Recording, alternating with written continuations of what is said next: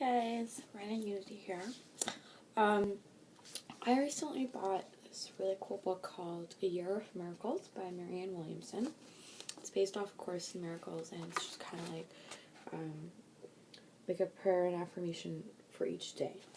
So I've decided to kind of just shoot a video for this daily for the next year, so I could share the prayers with you.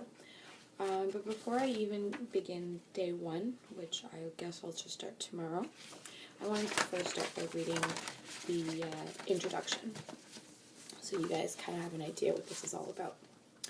So, a miracle is a shift in thinking, a shift from fear to love. At first glance, that sounds a bit ridiculous. How does shifting a thought cause a miraculous change? And yet it does exactly that. For every thought we think creates form in some level. A simple thought, seemingly trivial or even unimportant, carries within it the power to move mountains. And that is the least it can do. There's no worldly power, no money, no technology, no business or government that can match in power, the power we wield simply by using our minds for the purposes of love. I love, you might say, and of course you love. We all do.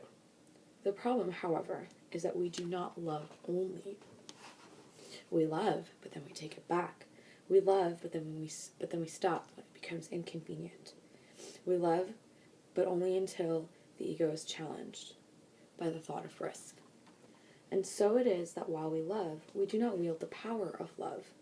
We love, but we do not love only, and so we love, but we do not work miracles. The purpose of the book is to help guide your thinking to the thoughts of love that will break the chains of fear that bind you.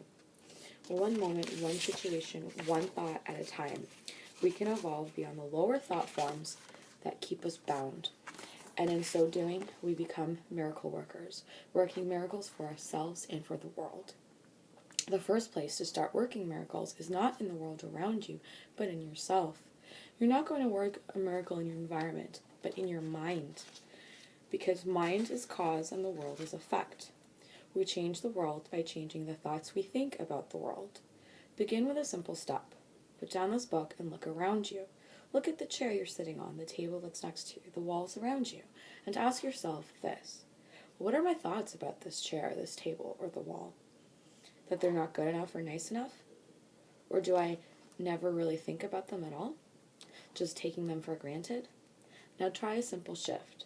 Wow, how lucky I am to have a chair. Billions of people do not. How fortunate I am to have a table. Billions of people do not. And how lucky I am to have walls around me. Billions of people do not. Notice the slight energetic shift that occurred within you when you made that change. How your thinking went from a kind of hard place to someplace softer. From somewhere floating around your head to someplace deep within your heart. And now know this. You just shifted the universe. Yes, that is what I just said. The wind currents at the North Pole are affected when a butterfly flaps its wings in South America, and the entire world is affected by every thought you think. You don't have to believe this idea, of course. A miracle worker simply knows it. Anyone can be a miracle worker. Anyone who knows to be. Anyone who chooses to be. Anyone can hear the sound of an ancient melody that calls to all of us, beckoning us to remember who we truly are and what power we have. A miracle worker accepts the idea that every thought has an effect, not only on the one who thinks it, but everyone else as well. It isn't necessary to believe any of this. This is a guidebook, not a doctrine. Simply try it out and watch things change. So, we've already established that you might not have a clue about the significance of your chair, table, or wall, and yet the meaning that we ascribe to anything will determine what meaning it ultimately has for us. You think something isn't good enough, and it never will be. Think something is wonderful, and it will only get better. So thoughts like this are miraculous thoughts. I give thanks for this chair, for this table, for this wall. I remember with compassion those who do not have such simple amenities, and I pray they will receive what they need. I surrender myself that I might be used in bringing the end of suffering to all the world. Now what did such thoughts just do for you? Not for others, but for you. They established you within a different corner of the universe. You moved from someone with a slightly open heart to someone with a more fully opened heart. And the more your heart, the more miracles. The more you open your heart, the more miracles you will receive.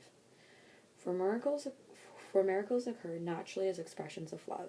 When you choose to love, you choose to work miracles. What follows are 365 readings that, when read daily, encourage you to stay focused on love and to avoid the distractions of fear, anxiety, shame, guilt, and everything else that is not built on love. It is this daily choice to think with love that determines what miracles come into our lives. The universe is ready to bless you. Are you ready to receive these gifts? My prayer is that this book will help you. Alright, so that was just the introduction. I'm going to start the videos tomorrow, so come back every day for a new video.